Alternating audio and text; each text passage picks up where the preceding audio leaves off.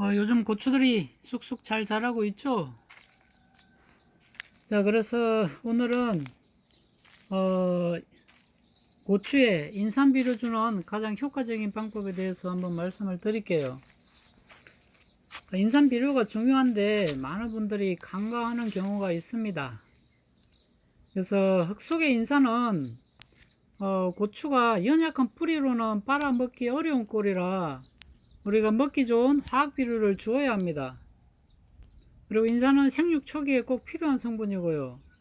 그래서 이거를 우리가 착근비라고 해요. 인삼의 착근비는 300평당 3kg이 필요합니다. 그래서 이제 고수분들은 고추밥 만들 때 반드시 구용성 비료인 용성인비를 줍니다. 근데 이제 실제로 고추밭에 용성인비를 주는 농부님이 많지가 않아요. 그만큼 인삼의 중요성에 대해서 간과를 하는 게 있습니다.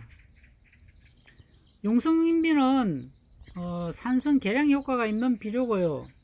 미량요소 결핍 토양이나 마그네슘이 부족한 흙에도 도움이 되는 좋은 비료입니다. 그래서 용성인비는 보통 300평당 100에서 150kg을 주어야 돼요. 그리고는 나머지는 이제 추비로 주면 됩니다. 그래서 밑비료와 추비의 비율을 3대1로 주는 게 좋습니다. 인삼은 뿌리 생육에 관여를 하고요.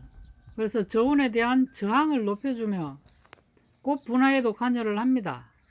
그리고 고추 열매를 튼실하게 하는 등 세포 분열에 관여를 해요. 그래서 고추에 인산을 주면은 이 인산을 고추는 20% 밖에 이용을 못하고 나머지는 이용하지 못합니다. 그래서 예전에는 대부분이 NK 비료만 이제 추비로 주고 비료도 대부분 그렇게만 나왔어요. 그런데 요즘은 인산이 소량이라도 들어있는 비료들이 계속 개발이 되고 있습니다. 그만큼 인산이 전 생육기에 필요를 하고 중요하기 때문에 그래요. 그래서 인산을 미리 못 넣으신 분들은 관주용 비료가 있어요. 수용성 비료라고도 하고요. 이걸 넣어줘야 됩니다. 수용성 비료에는 둘둘둘 구성된 비료가 있고 131로 구성된 수용성 비료가 있어요. 이걸 최소한 한 달에 한 번 정도 관주나 연면 시비로 주시면 됩니다.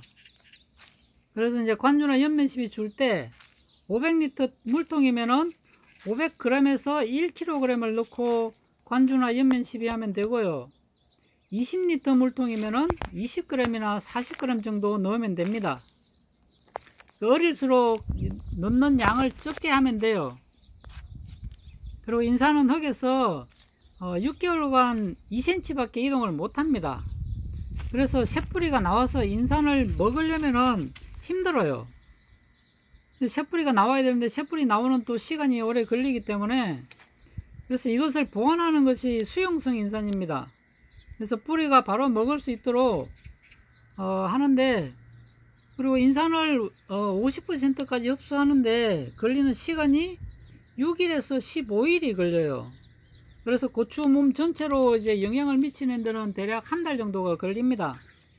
그래서 수용성 인산을 한 달에 한 번꼴로 주는 게 조금 유리합니다. 그리고 인산은 pH 6에서 7 사이에서 가장 흡수율이 좋아요. 그래서 고추밭에 고추를 키울 때 우리가 pH를 6에서 7로 맞추라고 하는 이유가 여기에 있습니다.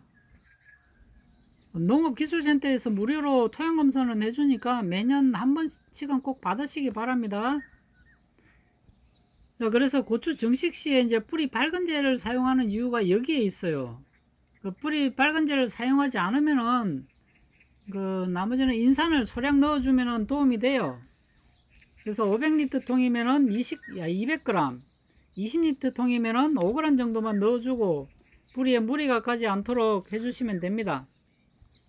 그리고 정식 후 한 달 정도 지나면은 이제 관주 시설이 되어 있으면은 물을 6분 주고 또 한 5분 쉬었다가 인산을 넣은 영양제를 3분 주고 다시 한 5분 기다렸다가 다시 나머지 이제 6분 동안 물 밀어주면 됩니다. 왜 제가 연면 시비를 하라고 하냐면은 잎에 수용성 인산을 연면 시비하면은 잎자루의 채간으로 이 연면 시비한 것들이 모여요. 그래서 줄기나 뿌리로 내려갑니다. 그리고 인산은 고추나무 몸 전체로 빠르게 퍼져나가요. 그래서 수용성 인산을 연면 시비하면은 효과를 볼 수 있습니다.